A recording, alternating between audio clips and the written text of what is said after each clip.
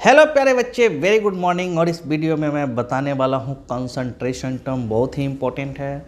Class 11th के mole concept में concentration term पढ़ना है। क्लास 12 की लिक्विड सॉल्यूशन जो आपका फर्स्ट चैप्टर है उसमें भी पढ़ना है। तो एक कहीं ना कहीं अपने को दोनों क्लास में पढ़ना है और जेई और नीट के लिए तो इम्पोर्टेंट है ही। तो सबसे पहले आपके दिमाग में आया होगा कंसंट्रेशन। कंसंट्रेशन क्या होता है ना। देखो, पिछले क्लास में मैंने सॉल्यूशन के बारे में बताया था कि भाई सॉल्यूशंस कितने टाइप के होते हैं, है ना, कैसे कैसे होते हैं, सब कुछ मैं समझा दिया था। तो कंसंट्रेशंस बेसिकली जो डिफाइन होता है कि किसी भी सॉल्यूशन में जब हम सॉल्यूशन बनाएं तो कितने अमाउंट ऑफ सॉल्यूट है ना, उन दोनों के रेशियो को हम क्या बोलते हैं, कंसंट्रेशन। तो व्हाट इज कंसंट्रेशन, है ना, मैं शॉर्टकट में ऐसे लिख दूंगा, it is defined as substance of solute present in a solution. A solution is called concentration. भाई सिंपल सी बात है, यदि मैं कोई सॉल्वेंट लिया, है ना, ये तो मैं डेफिनेशन लिख दिया कि भाई कोई सॉल्यूशंस है उसमें कितने अमाउंट सॉल्यूट का प्रेजेंट है ना भाई। तो मतलब ये कंसंट्रेशन टर्म है जो किसके रिस्पेक्ट में डिफाइन हुआ, सॉल्यूट के रिस्पेक्ट में। किसके, सॉल्यूट के रिस्पेक्ट में। क्या बात समझ में आई। तो भाई साहब अब क्या होगा कि यदि मैं एक कंटेनर लिया और उसमें मैंने पानी भर दिया, लो, है ना, मैंने पानी भर दिया और उसमें मैंने NaCl को डिज़ोल्व किया। भाई पानी में नमक को डिज़ोल्व करेंगे तो अपने को पता है कि ये ट्रू सॉल्यूशन बनता है।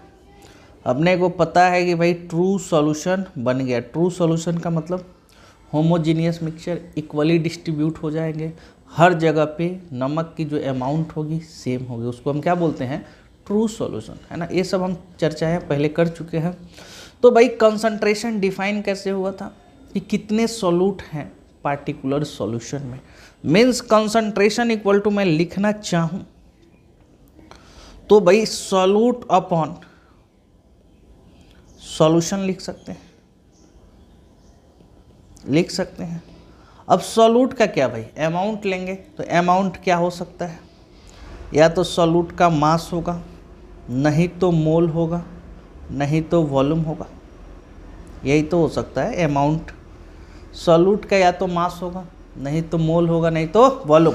और सॉल्यूशन का भी क्या होगा, या तो मास होगा, नहीं तो मोल होगा, नहीं तो वॉल्यूम होगा। सिंपल सी बात है भाई कि कंसंट्रेशन डिफाइन तो अपना हो गया, है ना।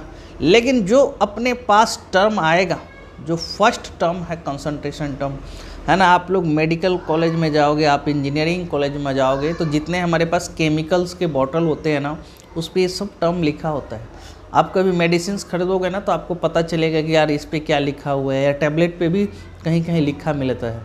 जैसे सैनिटाइजर के बॉटल पे देखोगे ना तो 42.5, है ना, परसेंटेज V/V इथेनॉल लिखा होता है। तो वही V/V क्या हो गया, कंसंट्रेशन टर्म हो गया।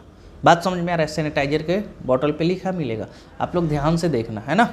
तो सबसे पहला कंसंट्रेशन टर्म है जिसको बोलेंगे percentage by volume. Percentage by volume, इसको परसेंटेज V/V भी बोलते हैं, है ना, परसेंटेज V/V। सर इसका मतलब क्या होता है।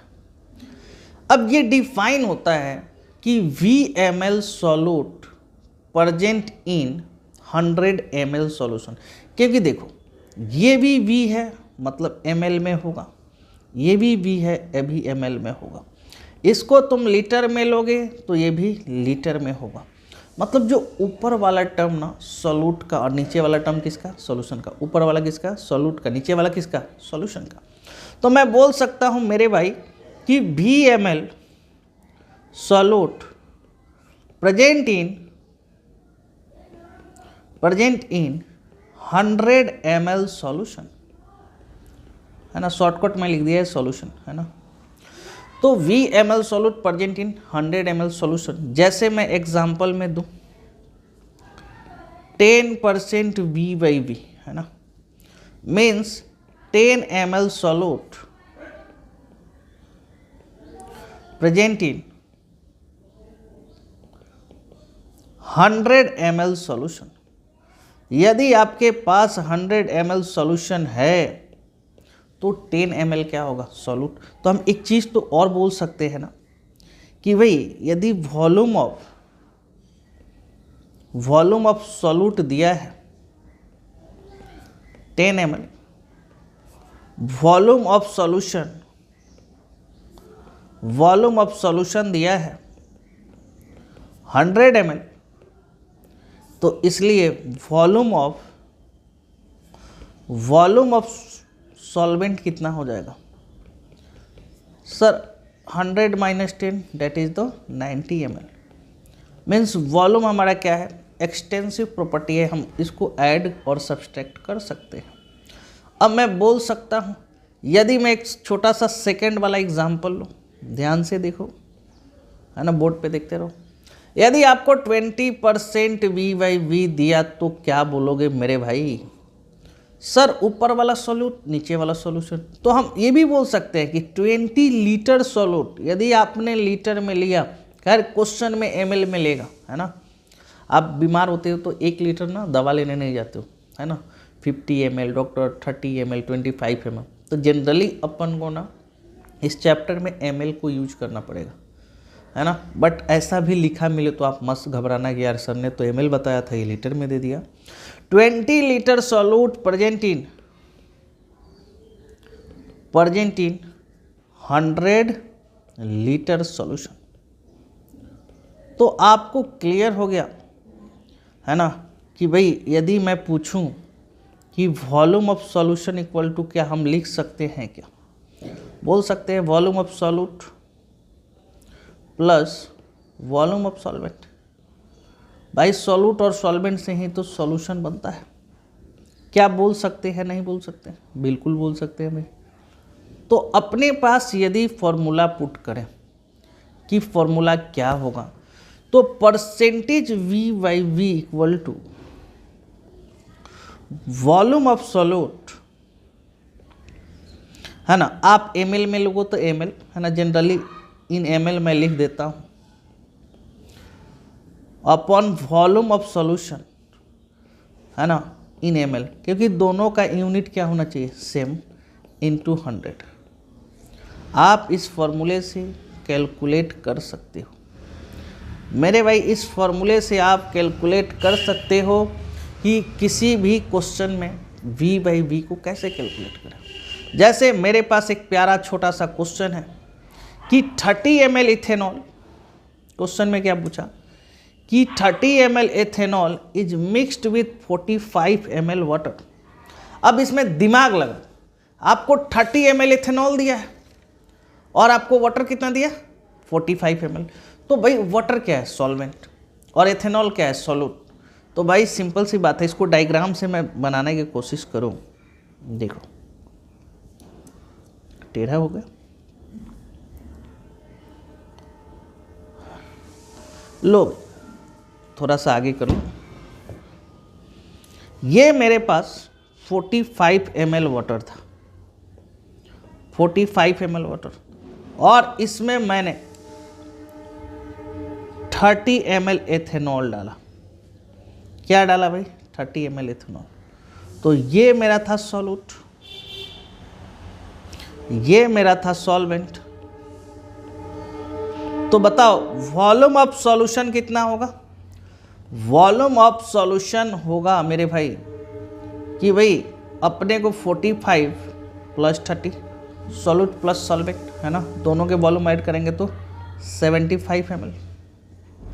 इसलिए परसेंटेज V/V क्या होगा सर, वॉल्यूम ऑफ सॉल्यूट कितना 30 ml, वॉल्यूम ऑफ सॉल्यूशन कितना 45 ml इंटू 100। अब बोलो कट आउट करो इसको, अरे 45 नहीं ना, मिस्टेक कर दिया ना, इस सॉल्यूशन तो 75 होगा, भाई वॉल्यूम ऑफ सॉल्यूशन तो ये है ना, सॉल्वेंट थोड़े लिखेंगे, है ना। तो भाई ये हो गया 4, ये हो गया 3, एक चल जाएगा 10 से, और अपने पास हो जाएगा 40%। तो क्या V/V निकालने आ गया भाई। 30 ml एथेनॉल था, 45 ml वाटर। तो भाई पानी में जब आप एथेनॉल को मिलाओगे तभी तो सॉल्यूशन बनेगा। तो टोटल वॉल्यूम को हम ऐड कर दिए तो सॉल्यूशन का वॉल्यूम मिल गया। सॉल्यूट 30 ml दिया है तो सॉल्यूट का वॉल्यूम अपॉन सॉल्यूशन का वॉल्यूम इंटू 100, जो भी कैलकुलेट करके आया अपने पास 40, वही अपना आंसर होगा, है ना। क्या मज़ा आ रहा है ना। और एक बड़ा मज़ेदार सा क्वेश्चन है अपने पास, क्वेश्चन नंबर 2, बड़ा ही इंपॉर्टेंट, बड़ा अच्छा क्वेश्चन है ना। थोड़ा सा ट्विस्ट है लेकिन आसान है। क्वेश्चन पूछा है कि आप वीडियो को पॉज करके आप ट्राई भी कर सकते हैं, है ना। ट्राई करने में क्या जाता है, कोशिश करने वालों की हार नहीं होती यार। चलो भाई, how many ml of ethanol should be added in 250 ml of water to obtain a solution containing 80% V/V of solvent। आपको परसेंटेज V/V गिवन है, देखना है ना, झटका मारा है इस क्वेश्चन में 80%। आपके दिमाग में आएगा, बोला कि भाई हाउ मैनी ml एथेनॉल, आप क्या करोगे कि मैं मान लेता हूँ VML एथेनॉल। भाई एथेनॉल का वॉल्यूम हमें नहीं पता है, तो मैं मान लेता हूँ कि VML एथेनॉल क्या करेंगे, इसमें ऐड करेंगे। किस में भाई, 250 ml वाटर में, 250 ml वाटर में एथेनॉल हम क्या करेंगे, ऐड करेंगे। तो भाई अब मैं पूछूं तो वॉल्यूम ऑफ सॉल्यूशन क्या हो जाएगा। मैं एक लाइन में पूछूं तो वॉल्यूम ऑफ सॉल्यूशन क्या हो जाएगा। 250 तो अपने पास क्या था, एथेनॉल प्लस V, है ना। तो ये वॉल्यूम ऑफ सॉल्यूशन हो जाएगा। तो परसेंटेज V/V इक्वल टू तुम लगा सकते हो VML ethanol upon 250 plus V into 100, और परसेंटेज V/V आपका 80 और V upon 250 plus V into 100, और यहाँ से आप जो V कैलकुलेट करोगे वो आपका आंसर होगा। जब ऐसा तुम करोगे तो मेरे भाई ये गलत हो जाएगा, ये गलत प्रोसेस है। बोलोगे क्यों सर, सर V/V तो गिवन है। भाई साहब यहाँ पे झटका मारा। यहाँ पे झटका क्या मारा है कि यहाँ पे क्वेश्चन में तुमसे दिया है V/V ऑफ सॉल्वेंट, मतलब ये V/V सॉल्वेंट के रेस्पेक्ट में है, जबकि ये डेफिनेशन किसके रेस्पेक्ट में डिफाइन हुआ है, सॉल्यूट के रेस्पेक्ट में। किसके रेस्पेक्ट में भाई, सॉल्यूट के रेस्पेक्ट में। तो डेफिनेशन सॉल्यूट के रेस्पेक्ट में डिफाइन हुआ है, क्वेश्चन में सॉल्वेंट के रेस्पेक्ट में दिया है।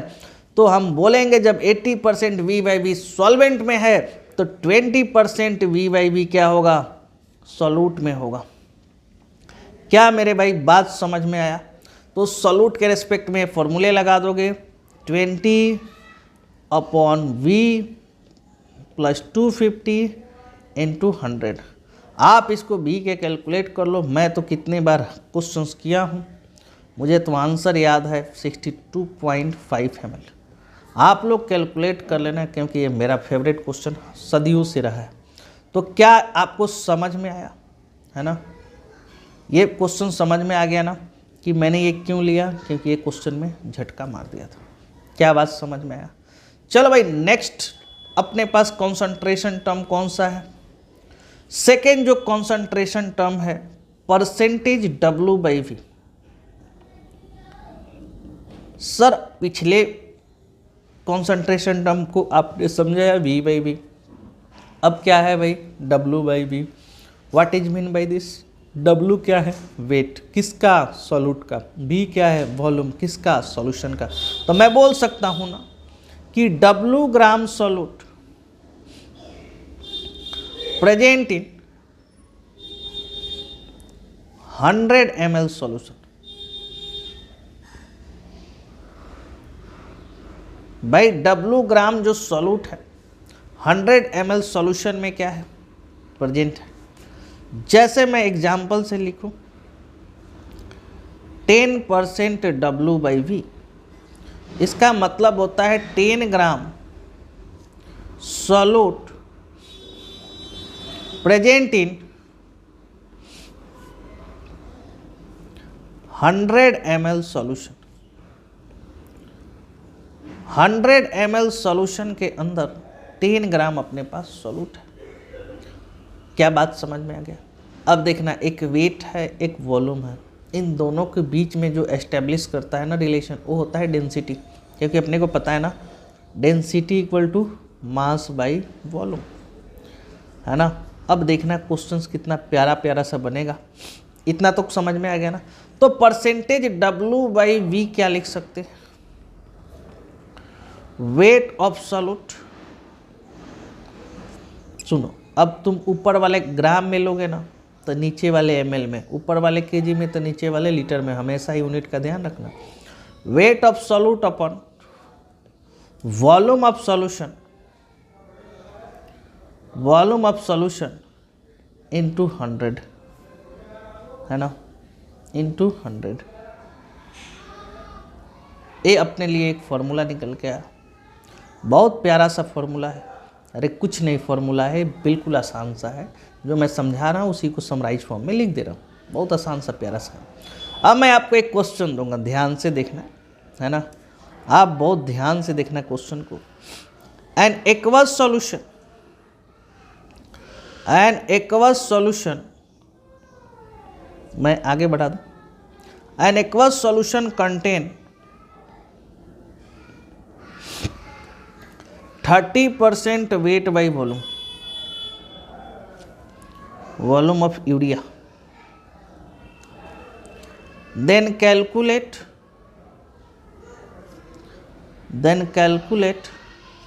मास ऑफ सॉल्वेंट।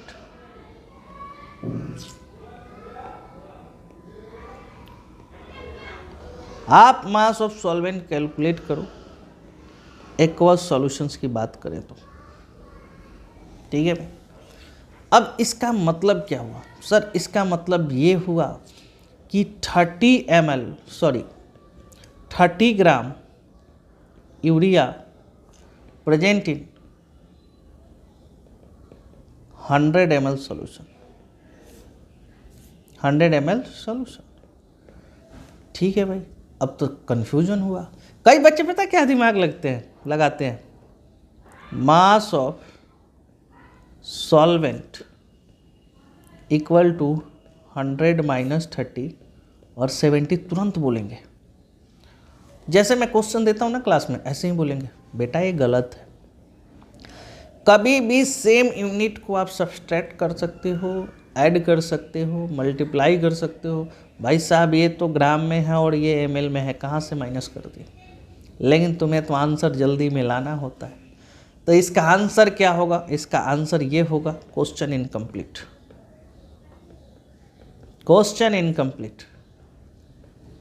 अच्छा सर ये क्वेश्चन कंप्लीट कब होता? तुम सोच के देखो। ये क्वेश्चन कंप्लीट होता यदि ये चीज बोल देता कि if density of solution, if density given होता, बोल देता कि इफ डेंसिटी ऑफ सॉल्यूशन 1.2 ग्राम पर ml, ऐसा कुछ दे देता, है ना, डेंसिटी दे देता, तो अपने को मास पता है, डेंसिटी पता है, तो हम वॉल्यूम निकाल सकते हैं ना भाई।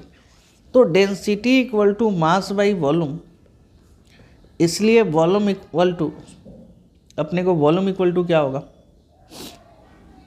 मास बाई डेंसिटी, है ना। अपने को मास निकालना है ना, मास ऑफ सॉल्वेंट। तो वॉल्यूम क्यों निकाले? वॉल्यूम तो अपने को गिवन है, अपने को मास निकालना है। तो mass equal to density into volume, और डेंसिटी 1.2 और वॉल्यूम कितना दिया है 100, तो 120 ग्राम हो जाएगा। सर ये मास ऑफ क्या हो गया? सॉल्यूशन। ये मास ऑफ सॉल्यूशन हो गया, मास ऑफ सॉल्यूशन। और जब मास ऑफ सॉल्यूशन मिल गया मेरे भाई, तो मास ऑफ सॉल्वेंट क्या होगा? Mass of solvent equal to 120 gram solvent का मास, 30 ग्राम सॉल्यूट का mass, that is answer will be 90 gram, है ना। थोड़ा प्यारा सा लिख दूं, 90 ग्राम। तो चलो वीडियो को बहुत ज़्यादा लंबा नहीं करेंगे, है ना, 20 मिनट का वीडियो है। आपको स्लो लगे तो 2x के स्पीड से देख लेना, 1.5x के स्पीड से देखना, बट क्वेश्चन को ज़रूर करना। इस वीडियो में इतना ही। Thank you.